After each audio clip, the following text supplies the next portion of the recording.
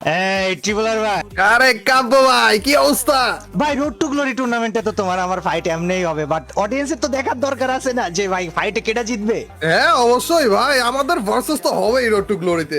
ভাই তার আগে আমাদের একটা কালেকশন ভার্সেস হয়ে যাক না, দেখি না কেটা জিতে ভাই। অডিয়েন্স এই জায়গায় ভাই থাকুক না।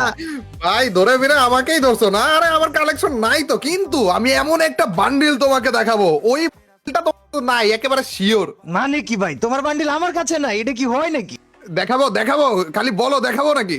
ভাই তুমি বাইর করো বান্ডিল, তোমারটা যদি আমার কাছে না থাকে ভাই তুমি কিং ভাই। এই যে, এই দেখো কাব্য ভাই, বলো এটা আছে নাকি, বলো খালি একবার বলো ভাই তুমি। এটা কি ড্রেস ভাই? ওয়েট ইকুইপ আরে ভাই, এটা ভাই। নাই ভাই, এটা ভাই জোকারের ড্রেস।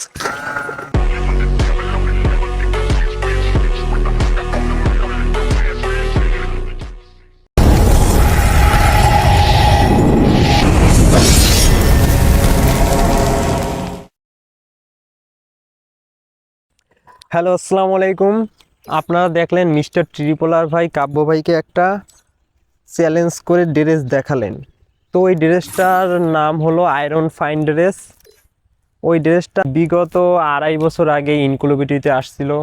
তো আমি ওই ড্রেসটা ফ্রিতে নিছিলাম, মানে আমার ইনক্লুবিটিতে একটা ব্লু প্রিন্ট বাজছিল, তখন স্টোন ছিল, হয়তো সম্ভবত একটা ব্লু প্রিন্ট ও 3টা স্টোন ওই ড্রেসটা নেওয়া গেছে। তো অনেকে মনে করতে আছেন যে এই ড্রেসটা খুবই রেয়ার। আমি টিকটকে ঢুকলাম, টিকটকে দেখলাম অনেকে ভিডিও বানাইছেন এই ড্রেসটা নিয়ে।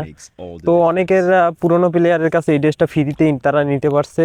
তো এই ড্রেসটা অত রেয়ার না হয়তো, কিন্তু বুঝি না মিস্টার ট্রিপলার ভাই কেন কাব্য ভাইকে চ্যালেঞ্জ করে এই ড্রেসটা দেখালেন। তো এই ড্রেসটা দেখানোর হয়তো মূল কারণ হয়েছে নতুন যে গেমার তাদের একটু হয়তো বোকা বানালেন নাকি আমি বুঝি না। তবে আরও ভালো ড্রেস হয়তো মিস্টার ট্রিপলারের ভাইয়ের কাছে অনেক রেয়ার ড্রেস আগে ছিল, অবশ্যই আছে, কিন্তু সেগুলো দেখালেন না, এই একটা সামান্য নর্মাল ড্রেস দেখালেন। তাই যারা ভাবতে আছেন কাব্য ভাইয়ের কাছে এই ড্রেসটা নাই দেখে এই ড্রেসটা খুবই রেয়ার, সেই জন্য এই ড্রেসটাকে নিয়ে ভিডিও বানাচ্ছেন, আসলে তারা খুবই বোকামি করতেছেন। কারণ এই ড্রেসটা বেশিটাও রেয়ার না।